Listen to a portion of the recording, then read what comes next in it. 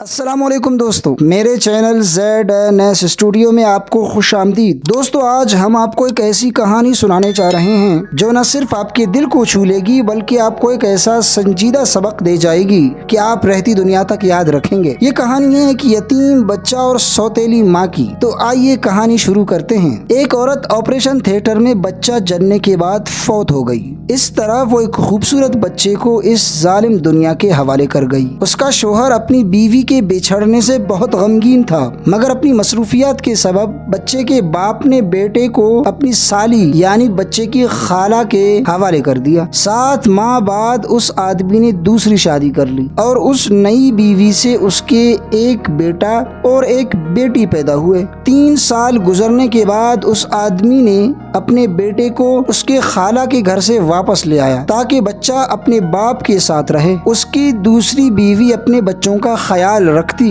مگر اس بچے پر کوئی توجہ نہ دیتی تھی۔ سوتیلی ماں نے بچے کے ساتھ غیر معمولی سخت رویہ رکھنا شروع کر دیا۔ اکثر اوقات اس یتیم بیچارے بچے کو اکیلا کھانا دیا جاتا تھا۔ ایک دن اس عورت نے اپنے خاندان کو رات کے کھانے پر مدعو کیا۔ بچہ کھانے کی میز کے پاس آیا اور وہاں موجود کھانے اور مٹھائیوں کو دیکھ کر اس نے کچھ لینے کے لیے ہاتھ بڑھایا۔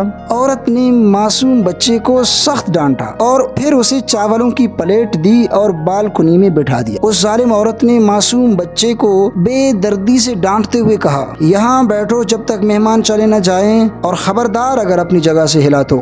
بچہ سردی کے موسم میں بالکنی میں اکیلا بیٹھا کھانا کھا رہا تھا۔ اسے سوتیلی ماں سے ڈر لگ رہا تھا کہ کہیں وہ باہر نکلے اور اس کو مارے، تو وہ ڈر کے مارے وہیں بالکنی میں ہی سو گیا۔ عورت کے رشتہ دار چلے گئے اور عورت اپنے بچوں کو لے کر سونے چلی گئی۔ شوہر دیر سے کام سے آیا۔ بیوی نے کہا کہ میں تمہارے لیے کھانا لاتی ہوں۔ شوہر نے کہا کہ میں باہر کھا چکا ہوں۔ اس نے اپنے یتیم بیٹے کے بارے میں پوچھا تو بیوی نے کہا کہ وہ اپنے بستر پر سو رہا ہے۔ عورت یہ بھول گئی کہ بچے کو بالکنی میں بٹھا دیا تھا۔ شوہر سو گیا۔ سوتے میں اس نے اپنی مرحوم بیوی کو خواب میں دیکھا جو یہ کہہ رہی تھی کہ اپنے بیٹے کا خیال رکھو۔ وہ آدمی گھبرا کر اٹھا اور اپنے بچے کے بارے میں پوچھا۔ بیوی نے کہا کہ وہ اپنے بستر پر ہے، سو رہا ہے۔ وہ آدمی پھر سے سو گیا۔ پھر سے اس نے اپنی مرحوم بیوی کو خواب میں دیکھا جو دوبارہ یہی کہہ رہی تھی کہ اپنے بیٹے کا خیال رکھو۔ آدمی نے دوبارہ پوچھا۔ بیوی نے کہا، آپ بات کا خواہ مخواہ بتنگڑ بنا رہے ہیں، بچہ اپنے بستر پر سو رہا ہے، فکر نہ کیجیے، آپ سو جائیے۔ آدمی تیسری بار سو گیا۔ اس نے پھر اپنی